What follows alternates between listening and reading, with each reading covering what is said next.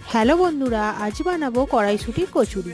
কড়াইশুঁটিটা আমি ছাড়িয়ে নিয়েছি, ছাড়িয়ে নিয়ে তারপরে আমি একটু সেদ্ধ করে নেবো। সেদ্ধ করে নিয়ে ব্লেন্ডারে পেস্ট করে নেবো। পেস্ট করে নিয়ে আমি পুরটা রেডি করব। কড়ার ওপর দিয়ে দেবো আদা বাটা, জিরে বাটা, হিং, লাল লঙ্কার গুঁড়া, চিনি আর কড়াইশুঁটির পেস্টটা দিয়ে ভালো করে আমি পুরটা রেডি করে নেবো শুকনো করে।